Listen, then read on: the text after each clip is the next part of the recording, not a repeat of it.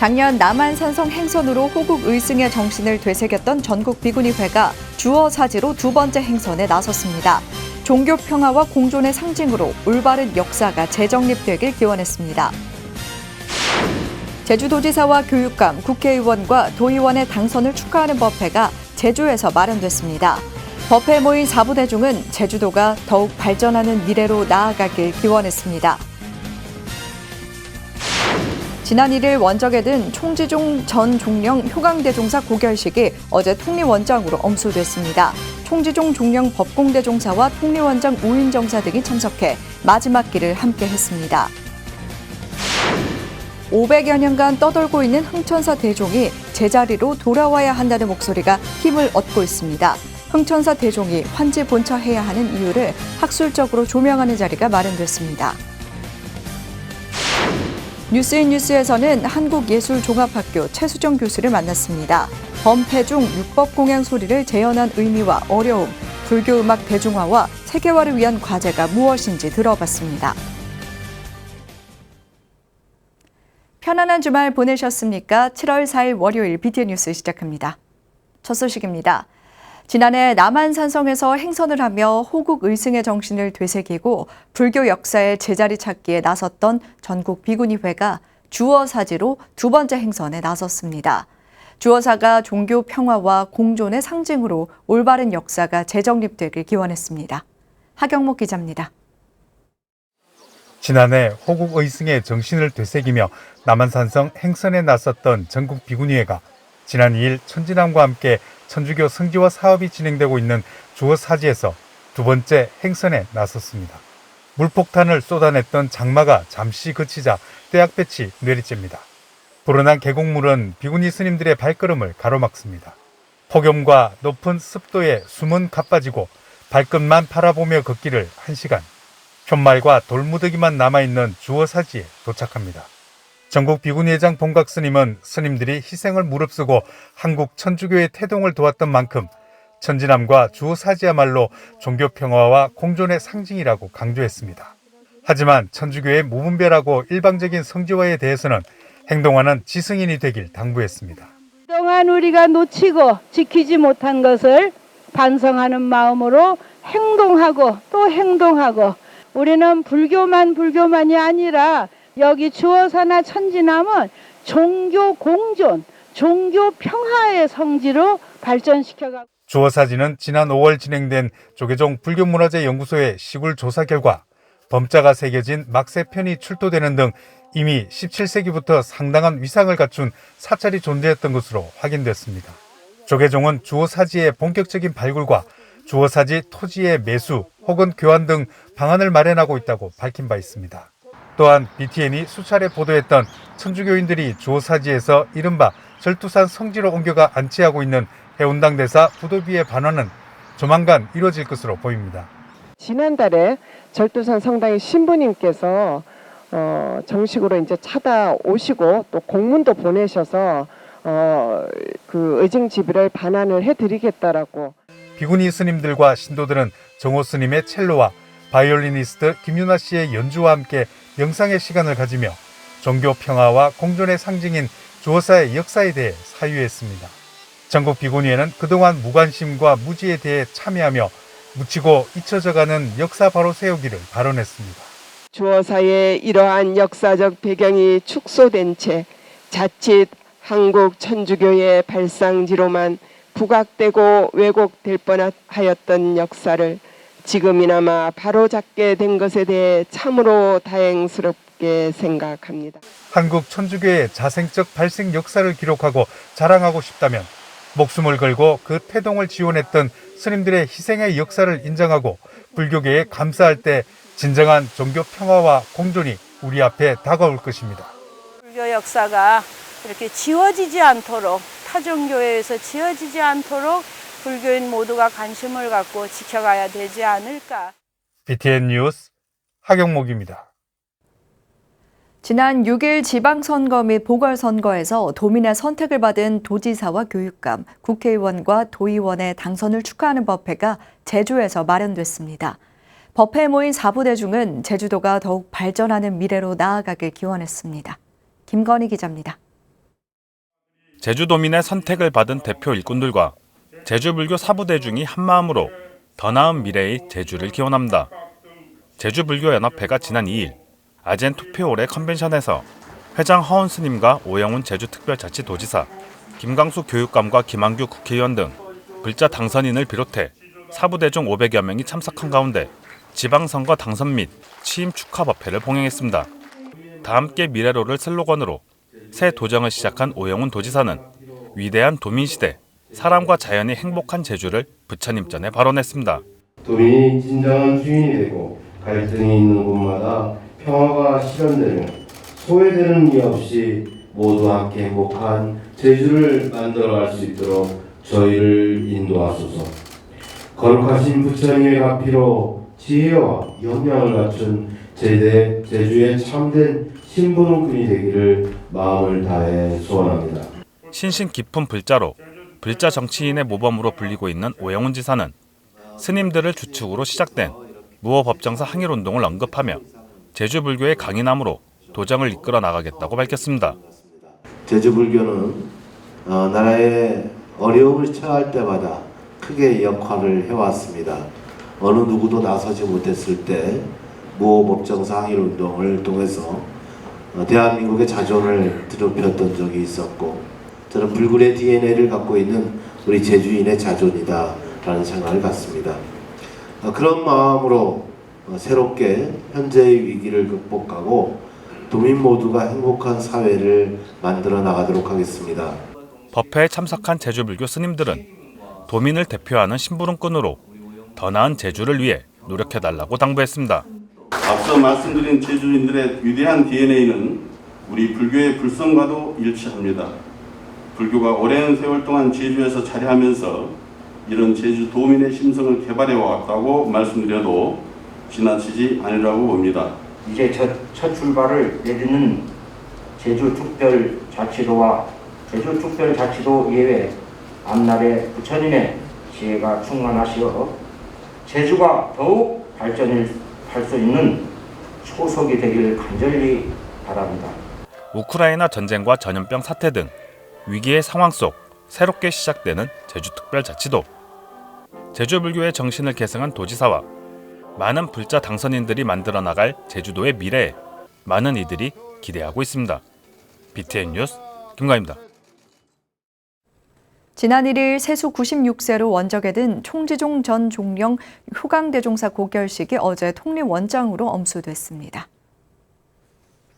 경북대학교 병원 장례식장에 마련됐던 빈소에는 총지종 종령 법공대종사, 통리원장 우인정사 등이 모여 추선 천도불공을 올리고 효강대종사의 마지막 길을 함께했습니다. 효강대종사는 1927년 경남 밀양에서 태어나 1985년 대법사 승서 후 총지사 근무를 시작으로 총지종 제9대와 10대, 11대 종령, 제5대와 9대 통리원장 등을 역임했습니다. BTN 불교TV 개국이사를 역임하고 총지종보와 위드 다르마를 창간했으며 총지종 창종주 원정대성사 기념관을 개관하는 등 종조 선양 사업과 한국 불교 발전에 업적을 남겼습니다. 효강 종령님은 정단 발전을 위해서는 아주 크게 헌신을 정단 발전하고 총지종에 이렇게 쭉 서 있는 것도 종령님의 공헌이 아주 지대하다고 말씀드릴 수가 있습니다. 조선 왕실 사찰 흥천사가 폐사된 이후 경복궁과 창덕궁 등으로 500여 년간 떠돌고 있는 흥천사 대종이 이제는 제자리로 돌아와야 한다는 목소리가 힘을 얻고 있습니다. 조선 왕실이 발원해 조성한 최초의 종, 흥천사 대종이 환지본처해야 하는 이유를 학술적으로 조명하는 자리가 마련됐습니다. 이은하 기자입니다. 1462년 조성된 흥천사가 1510년 방화로 소실된 후 광화문과 창덕궁, 덕수궁을 떠돌다 현재 문화재청이 보존 처리 중인 흥천사 대종이 이제는 제자리로 돌아와야 한다는 목소리가 불교계와 학계에서 높아지고 있습니다. 한국미술사연구소와 한국불교미술사학회가 지난 2일 서울 성북구 도남동 흥천사에서 600년 왕실 원찰 흥천사 대종의 기원을 주제로 학술대회를 열었습니다. 흥천사의 전통성을 확립하는 기회가 되었으면 합니다. 흥천사 사부대중은 한마음이 되어서 흥천사 동종이 한지번처할 수 있기를 간절히 바랍니다. 흥천사를 떠나 500여 년간 떠돌며 녹슬고 부식된 흥천사 대종은 현재 문화재청이 보존 처리에 들어가 마무리 단계에 있습니다. 학계와 더불어 흥천사는 물론 조계종도 흥천사 대종이 이제는 제자리로 돌아와야 한다고 목소리를 높이고 있습니다. 이제는 일신하여 사찰의 사격을 회복하고 역사를 개성한 흥천사로 돌아와 무중생들을 구제하는 살아있는 법음이 울려 퍼지는 대종으로 재탄생되어야 합니다.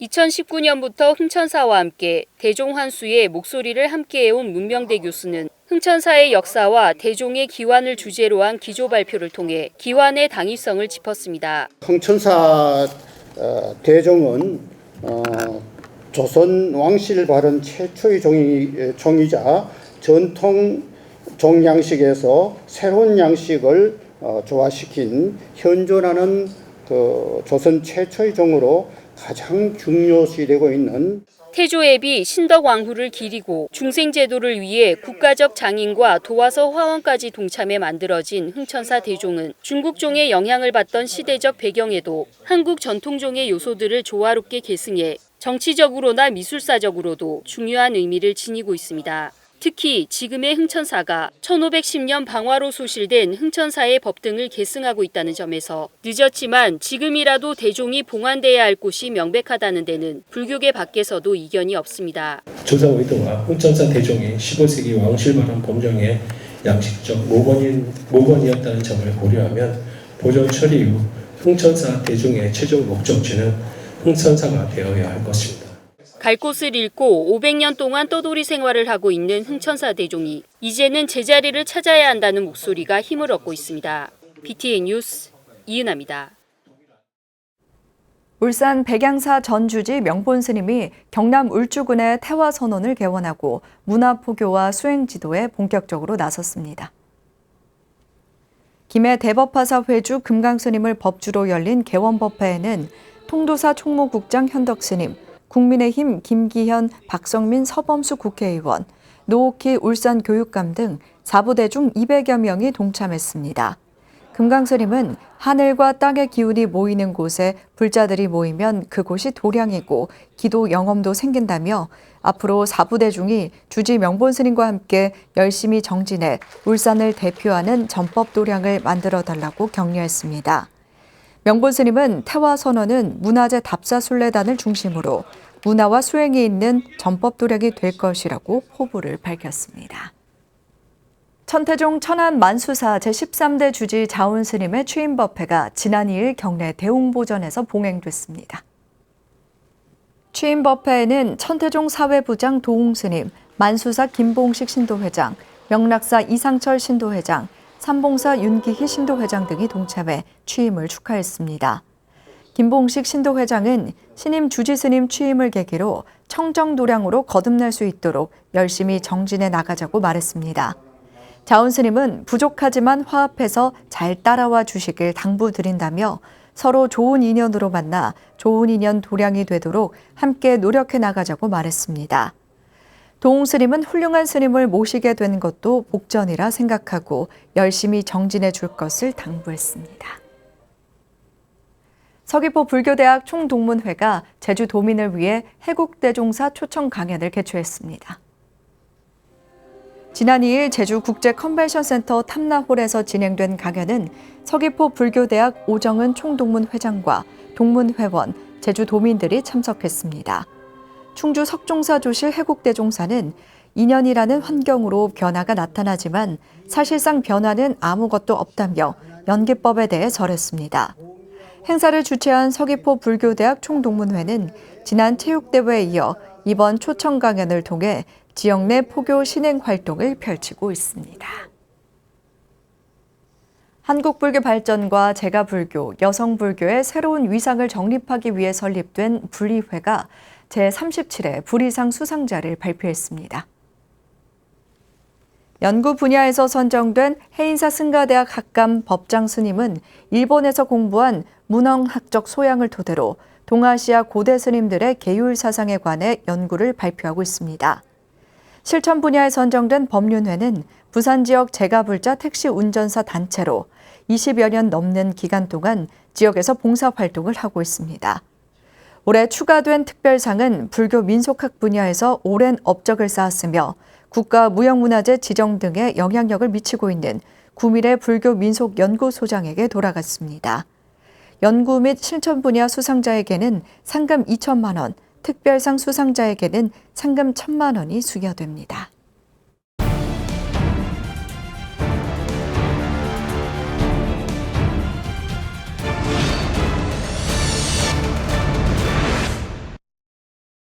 범패는 사찰에서 제를 올릴 때 부르는 불교 음악입니다. 가곡 판소리와 함께 우리나라 3대 성악곡 중 하나로 평가받고 있기도 하지만 일반인들에게는 낯설기만 합니다.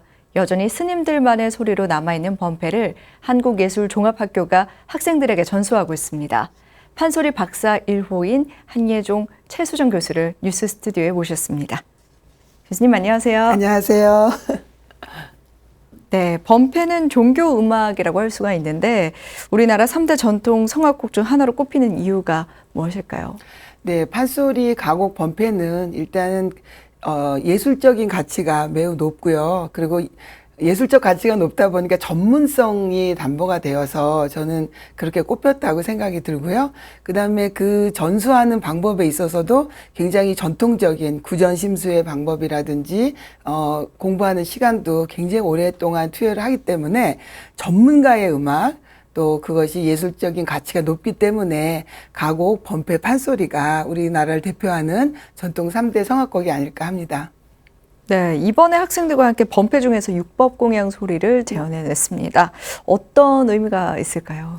네, 육법공양을 저도 잘 모르고 있었는데요. 네. 아시다시피 그 탄호기념박물관의 해거 대종사님께서 육법공양을 재현하고 싶어 하셨어요. 그래서 저도 이제 유튜브 찾고 어떻게 하는 건가 공부를 하는데 명상음악을 틀어놓고 이제 하는 경우가 많더라고요. 네. 그래서 육법공양의 전형적인 모습을 볼 수가 없었는데요. 그래서 이거를 어떻게 재현을 해야 하나 고민하다가 이제 스님께 찾아가서 공부를 하는 방법으로 큰 스님께서 안내를 해주셨어요. 그래서 법현 스님께 우리 학생들이 공부를 할 수 있는 기회가 주어졌죠. 네, 영산제 보존회나 어산작법 학교 같이 스님들에 의해서 전수되곤 했는데 이번 재현에 어려움도 좀 있었을 것 같습니다. 네, 범패 그러면 다 아시다시피 스님들께서 제를 지내는 음악이고 스님들만의 어떤 예술이지 않겠습니까? 그런데 우리 이제 한국예술종합학교의 성악반 친구들은 판소리, 가야금 병창, 경기민요, 서도민요, 정가 이렇게 5가지의 전통 성악을 전공하는 친구들이 모여 있습니다.